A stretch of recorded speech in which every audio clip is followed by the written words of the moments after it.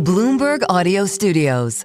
Podcasts, radio, news. This is how you roll when you're a gentleman of a certain age on Wall Street. Yeah, Friday, blue jeans, proper shirt, blue blazer, solid. I love it. It's and classic. And then this guy comes in and blows up the entire studio. I mean, we're clashing in so many different directions. I don't even know where to go. But Dan Ives is here. He does all the tech stuff for Wedbush Securities. Dan, you've been busy this week. We've had a ton of tech earnings. I just want to start with Apple last night. The iPhone 17 is a thing, isn't it? Look, it's a surprise upgrade cycle. I mean, that's the reality. For so long, we've always talked about, these upgrade cycles, a potential super cycle. And this is a surprise upgrade cycle. And I think especially what we're seeing in China, look, China was a decliner. Now you start to see that increasing year over year. That's something streets coming up in terms of numbers. The New York City cab drivers embarrassed on Apple last 6 to 9 months. So this is a bullish scenario, especially leading into what I believe now will be the year of AI, ultimately a Google partnership for Apple, $75 to $100 a share. Okay, so let's go back to that. What is Apple's AI strategy going to be or should be, do you think? Today, it's invisible, right? Today, in the AI party that started at 9 p.m., it's now 10:30 p.m., that party goes to 4 a.m. Cook and Apple, they're on the outside looking behind the velvet ropes. They're looking through the party through the window. But what I believe they're going to do now, once Google won that DOJ suit, that clears the road for them to do a significant Gemini partnership where ultimately the consumer AI revolution goes through Cupertino. Well, look, we're talking AI spend. We've got to talk Meta because they're the complete opposite of Apple, right? They're just throwing the kitchen sink at AI right now. But Wall Street, are they approving of the spending Meta's doing in that space? Look, in my opinion, it's a table pounder when that stock sold off yesterday. Because my whole view is this is an AI arms race. You want companies to spend. Now, look, free cash flow earnings obviously gets hit. But the reality is that this is a fourth industrial revolution. And you want all these companies, from Microsoft to Google to Meta to what we see with Amazon.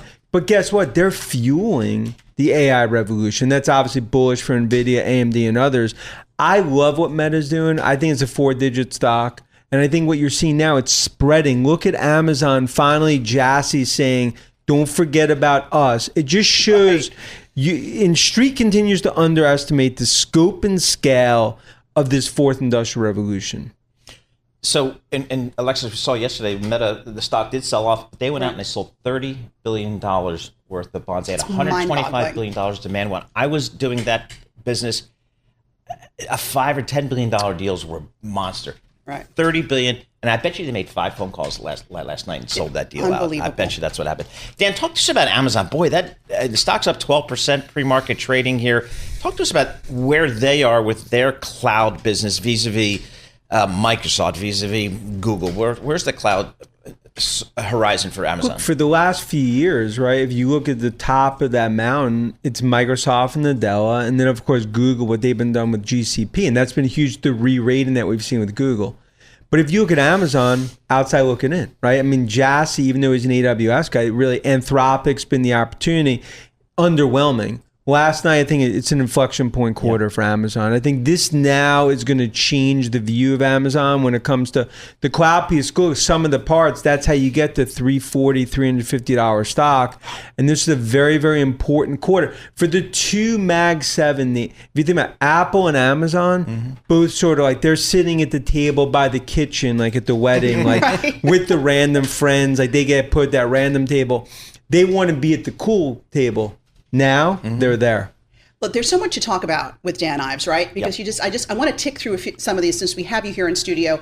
Tesla, are these shareholders going to vote for this huge compensation package November 6th for Elon Musk? There's a better chance of me not eating chocolate Sour Patch Kids tonight than this thing actually getting voted down. I mean, the point is this thing is getting 100% getting voted for. The reality is that Musk is Tesla, Tesla is Musk. He's a wartime CEO right now. You need him in this AI chapter. And then also I think they're going to vote for the XAI ownership piece, which speaks to Tesla isn't AI in it. It is an autonomous and robotics play. It is not about deliveries, in my opinion. I think that's why this is so important for shareholders when it comes to Musk. All right, we got to, before we let you go, Happy Valley. Turbulent times in Happy Valley. Penn State, we don't have a coach.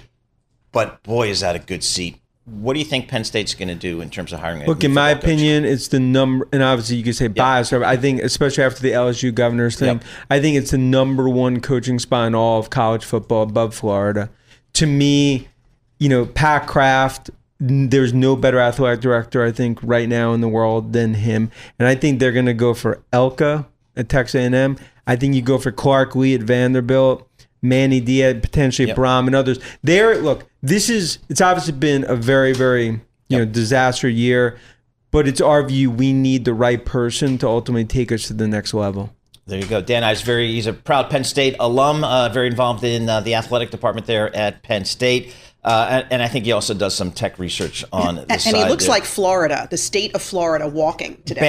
Badly. As a total side note, guys like Sweeney, they're the ones that give out the full chocolate bar for Halloween. That, remember, that continues to be, obviously someone That's that... a big spender. None of the mini candy We can't bars. do that. No, can't do minis. Dan, thanks so much for joining us. We really appreciate it. Dan Ives, Global Head of Tech Research at Wedbush Securities.